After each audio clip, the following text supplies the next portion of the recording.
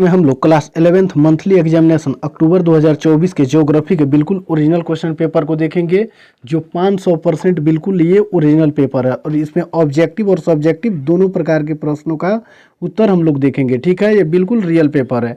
देखिए, ये सब ऑब्जेक्टिव क्वेश्चन है, ठीक है, और सब्जेक्टिव का आंसर इसी वीडियो में आपको मिल जाएगा। हम दिखा दे रहे हैं, इसी वीडियो के अंत में हम सब्जेक्टिव का लगातार दिए हैं। देखिए, सब्जेक्टिव क्वेश्चन पूछा हुआ है।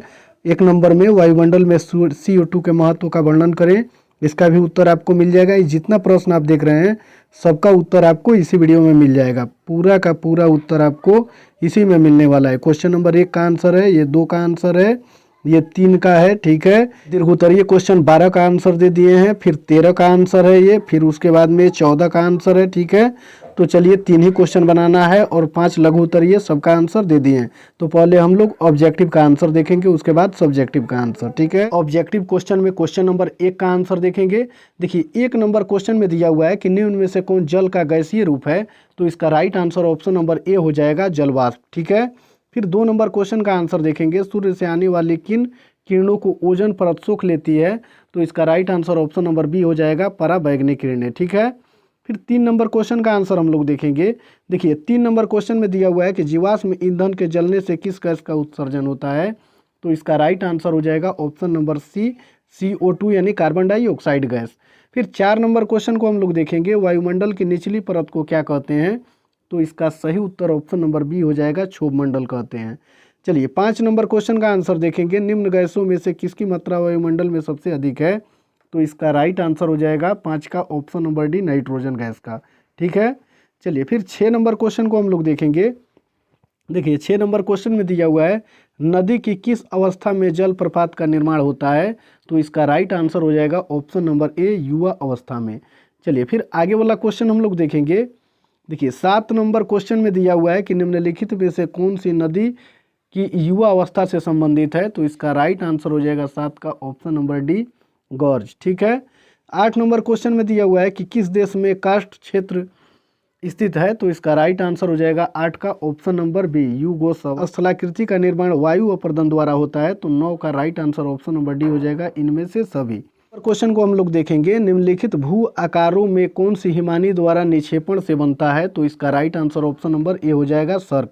11 नंबर क्वेश्चन में है, किस झील का निर्माण नदियों द्वारा होता है, तो इसका right answer option number C हो जाएगा, गोखुर झील। चलिए 12 नंबर क्वेश्चन में दिया हुआ है, चिल्का झील किस राज्य में स्थित है, तो इसका right answer option number D हो जाएगा, उड़ीसा। 13 नंबर क्वेश्चन में है, अर्धचंद्राकार बालू टिब्बा को क्या कहते हैं, तो इसका सही उत्तर ऑप्शन नंबर ए हो जाएगा, बरखान। चलिए फिर आगे वाला क्वेश्चन हम लोग देखेंगे। 14 नंबर क्वेश्चन में दिया हुआ है कि निम्नलिखित स्थलाकृतियों का किसका निर्माण सागरीय लहरों द्वारा निक्षेपण से होता है, तो इसका सही उत्तर हो जाएगा ऑप्शन नंबर बी, बीच। ठीक है, चलिए फिर 15 नंबर क्वेश्चन को देखेंगे, वायुमंडल की किस परत में जेट वायुयान उड़ाते हैं, तो इसका राइट आंसर हो जाएगा 15 का ऑप्शन नंबर बी, समताप मंडल में। 16 नंबर क्वेश्चन में यमुना नदी का उद्गम स्थल कहाँ है, तो इसका राइट आंसर 16 का हो जाएगा ऑप्शन नंबर सी, यमुनोत्री। चलिए फिर आगे वाला क्वेश्चन हम लोग देखेंगे। 17 नंबर क्वेश्चन में दिया हुआ है कि किस नदी को बिहार का शोक कहा जाता है, तो इसका राइट आंसर हो जाएगा 17 का ऑप्शन नंबर बी। ठीक है, कोसी नदी को। 18 नंबर क्वेश्चन में है, गंगा के मैदान में किस प्रकार की मिट्टी पाई जाती है, तो इसका सही उत्तर ऑप्शन नंबर ए हो जाएगा, जलोढ़ मिट्टी। 19 नंबर क्वेश्चन में है, लद्दाख के किस स्थान का तापमान शीत ऋतु में 45 डिग्री सेल्सियस तक हो जाता है, तो 19 का राइट आंसर हो जाएगा ऑप्शन नंबर बी। ठीक है, द्रास। चलिए फिर आगे वाला क्वेश्चन हम लोग देखेंगे। 20 नंबर क्वेश्चन में दिया हुआ है कि भारत में किस प्रकार की जलवायु पाई जाती है, तो इसका सही उत्तर हो जाएगा 20 का ऑप्शन नंबर डी, मानसून। चलिए फिर 21 नंबर क्वेश्चन को देखेंगे, भारत के किस स्थान पर अधिकतम वर्षा होती है, तो इसका सही उत्तर ऑप्शन नंबर सी हो जाएगा, मौसिन राम। ठीक है, चलिए 22 नंबर क्वेश्चन को देखेंगे, कौन क्षेत्र मसालों के उत्पादन के लिए विख्यात है, तो इसका सही उत्तर ऑप्शन नंबर ए हो जाएगा, मलाबार क्षेत्र। जो मलाबार क्षेत्र है वो मसालों के उत्पादन के लिए विख्यात है। चलिए फिर 23 नंबर क्वेश्चन को हम लोग देखेंगे, लक्षद्वीप किस सागर में स्थित है, तो इसका सही उत्तर हो जाएगा ऑप्शन नंबर सी, अरब सागर में। यानी जो लक्षद्वीप है वो अरब सागर में स्थित है। चलिए फिर आगे वाला 24 नंबर क्वेश्चन देखेंगे, मुंबई भारत के किस तट पर स्थित है, तो इसका सही उत्तर ऑप्शन नंबर बी, कोंकण तट हो जाएगा। ठीक है, चलिए 25 नंबर क्वेश्चन को देखेंगे, निम्न में से कौन मानसून से संबंधित है? तो इसका सही उत्तर हो जाएगा ऑप्शन नंबर डी, इनमें से सभी। चलिए 26 नंबर क्वेश्चन को हम लोग देखेंगे। इसमें दिया हुआ है कि भौगोलिक क्षेत्र का कितना प्रतिशत वन के अंतर्गत होना चाहिए? तो इसका सही उत्तर ऑप्शन नंबर सी 33% हो जाएगा। 27 नंबर क्वेश्चन में है, निम्न में से कौन सदाबहार वन की विशेषता दर्शाता है? तो इसका राइट आंसर 27 का हो जाएगा ऑप्शन नंबर डी, इनमें से सभी। चलिए फिर आगे वाला क्वेश्चन हम लोग देखेंगे। 28 नंबर क्वेश्चन में है, कौन वृक्ष मानसून वन में पाया जाता है? तो इसका right answer option number C हो जाएगा। ए और बी दोनों, यानी टीक और साल दोनों पाए जाते हैं किसमें? मानसून वन में। चलिए 29 नंबर क्वेश्चन को देखेंगे, राजस्थान में किस प्रकार का वन पाया जाता है? तो इसका राइट आंसर हो जाएगा 29 का ऑप्शन नंबर ए, कटीले वन पाए जाते हैं। 30 नंबर क्वेश्चन में है, सुंदर वन में कौन सा जानवर पाया जाता है? तो इसका सही उत्तर ऑप्शन नंबर डी, टाइगर पाया जाता है। ठीक है, बाघ। चलिए अब लघु उत्तरीय प्रश्नों का उत्तर हम लोग देखेंगे। देखिए सेक्शन बी में दिया हुआ है 1 से 10 तक क्वेश्चन, जिनमें से केवल 5 ही प्रश्नों का उत्तर देना है। तो 1 से 5 तक का लगातार हम आपको इसी वीडियो में उत्तर दे दिए हैं। चलिए क्वेश्चन नंबर 1 में दिया हुआ है, पहले क्वेश्चन को देख लीजिए। वायुमंडल में CO2 के महत्व का वर्णन करें। फिर 2 नंबर में है, वायु अपर्दन तथा निक्षेपण से प्रत्येक द्वारा बनी दो दो स्थलाकृतियों के नाम बताएं। 3 नंबर में है, पल्लवीकरण की प्रक्रिया का वर्णन करें। 4 नंबर में है, मानसून शब्द से आप क्या समझते हैं। 5 नंबर में दिया हुआ है, ज्वारीय वन की 2 विशेषताओं का उल्लेख करें। तो 1 से 5 तक का लगातार उत्तर लघु उत्तरीय प्रश्नों का आपको इसी वीडियो में मिल जाएगा। ठीक है, फिर दीर्घ उत्तरीय प्रश्नों को भी देख लीजिए, उसके बाद में हम लोग लगातार आंसर देखेंगे। देखिए 11 नंबर क्वेश्चन का आंसर हम नहीं दिए हैं। क्वेश्चन नंबर 12, 13 और 14 तीन ही क्वेश्चन आपको बनाना है। ठीक है, जो प्रत्येक 5 अंक का है। तो क्वेश्चन नंबर 12, 13 और 14 का आंसर आपको मिल जाएगा। देखिए लघु उत्तरीय प्रश्नों में क्वेश्चन नंबर 1 का आंसर हम लोग देखेंगे। वायुमंडल में कार्बन डाइऑक्साइड के महत्व निम्नलिखित है। क्वेश्चन नंबर 1 में पूछा हुआ है कि कार्बन डाइऑक्साइड के महत्व के बारे में उल्लेख करें या वर्णन करें। तो उत्तर में लिखना है कि वायुमंडल में कार्बन डाइऑक्साइड के महत्व निम्नलिखित हैं। एक बना के लिखेंगे, पौधों की वृद्धि। ठीक है, और उसके बाद में लिखना है कि CO2 पौधों के लिए, यानी कार्बन डाइऑक्साइड पौधों के लिए आवश्यक है, जो इसे वायुमंडल से अवशोषित करता है और प्रकाश संश्लेषण की प्रक्रिया में इसका उपयोग करता है। कौन? पौधा। किस गैस का? CO2 यानी कार्बन डाइऑक्साइड गैस का। कहाँ से अवशोषित करता है? वायुमंडल से अवशोषित करता है। ठीक है, चलिए फिर आगे वाला पॉइंट में हम लोग लिखेंगे 2 नंबर पॉइंट में, दूसरा पॉइंट में जीवन के लिए आधार, यानी जीवन के लिए आधार बनाएंगे और नीचे रेकडिंग लगा देंगे या ऐसे या बना देंगे और लिखेंगे कार्बन डाइऑक्साइड, यानी CO2 कार्बन डाइऑक्साइड होता है जो जीवन के लिए आवश्यक है। CO2 क्या है? जीवन के लिए आवश्यक है, क्योंकि यह पौधों द्वारा उत्पादित ऑक्सीजन के लिए आवश्यक है। चलिए फिर तीसरा पॉइंट में हम लोग लिखेंगे। तीसरा पॉइंट में यहाँ लिखना है वायुमंडलीय दाब, और यहाँ ऐसे बना के आपको लिखना है कि कार्बन डाइऑक्साइड यानी CO2 वायुमंडलीय दाब को बनाए रखने में मदद करता है। ये क्वेश्चन नंबर 1 का आंसर हुआ। अब 2 नंबर क्वेश्चन का आंसर हम लोग देखेंगे। देखिए ये 2 नंबर क्वेश्चन का आंसर है, वायु अपर्दन तथा निक्षेपण से बनी स्थलाकृतियों के नाम निम्नलिखित है। जिसमें पहला पॉइंट में आपको लिखना है वायु अपर्दन से बनी स्थलाकृतियाँ, और 1 नंबर रोमन अंक में लिखेंगे मैदान यानी प्लेन सतह। ठीक है, और दूसरा नंबर में लिखेंगे रोमन अंक में पठार, यानी जिसे प्लेटो कहा जाता है। तो ये तो वायु अपर्दन से बनी 2 स्थलाकृतियाँ हैं। ठीक है, चलिए फिर अब इसमें और दिया हुआ है दूसरा नंबर में कि वायु निक्षेपण से बनी स्थलाकृतियों को लिखें।